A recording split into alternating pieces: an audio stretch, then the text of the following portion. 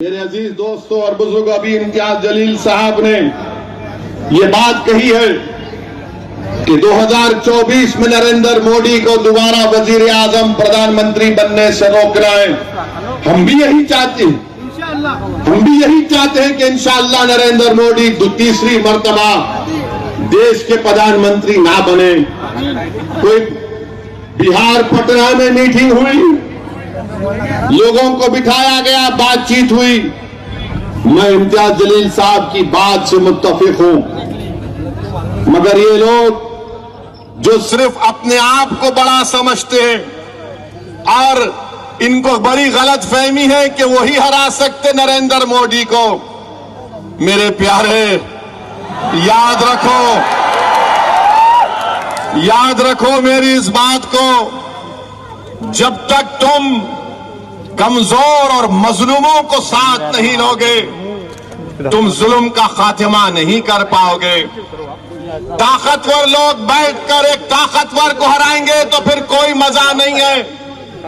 अरे तुमको उसको साथ लेना पड़ेगा जिसके बेटे को मार मार कर उसका वीडियो बनाकर उसका कत्ल कर दिया गया।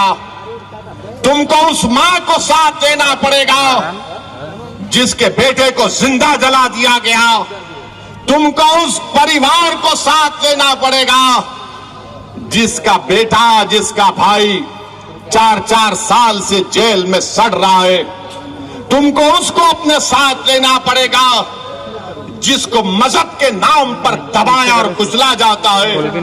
अरे ताकतवर लोग बैठकर कुछ भी कर ले, जब तक तुम मजलूम को साथ नहीं लोगे, जिसका पेट खाली है, जिसके सर पर निशानात हैं जालिम के जुल्म के, जिसकी कहानियां हैं जुल्म की उनके घरों में, अगर तुम उनको साथ नहीं लोगे तो सिर्फ तुम्हारी बात रह जाएगी, अल्फाज खाली रहेंगे। हाँ, बताओ, अगर तुम जालिम से मुकाबला करना चाहते हो, बताओ अगर तुम इस मुल्क में वो संविधान जिसको बाबा साहेब अम्बेडकर ने ये कहा था लिबर्टी, इक्वालिटी, फ्रेटर्निटी, जस्टिस को कायम करना चाहते हो, अगर तुम वो संविधान जिसमें बाबा साहेब ने राइट टू लाइफ और राइट टू इक्वालिटी का संविधान में फंडामेंटल राइट बनाया, अगर तुम कल्चर को मानते हो जो आर्टिकल 29 का है, अगर तुम वाकई में मुखलिस हो तो हम हाथ बढ़ाते हैं तुम्हारे साथ हाथ मिलाने के लिए। मगर अगर तुम ये समझ रहे हो कि तुम्हारे बैठने से, तुम्हारे मिलने से, तुम्हारे बोलने से सब चीज हो जाएगी, तो नहीं होगा।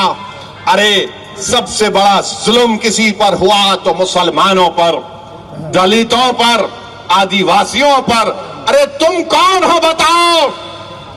तुमको देखकर ऐसा नजर आता है कि ताकतवर लोग बैठे हुए हैं, जिसको अंग्रेजी में कहते हैं एलिटिस्ट लोग बैठे हैं। वहां पर कमजोर मजलूम नजर नहीं आता। तुम्हारा नुकसान तो यह हुआ कि तुम्हारे हाथ से महाराष्ट्र की मुख्यमंत्रीशिप चले गई।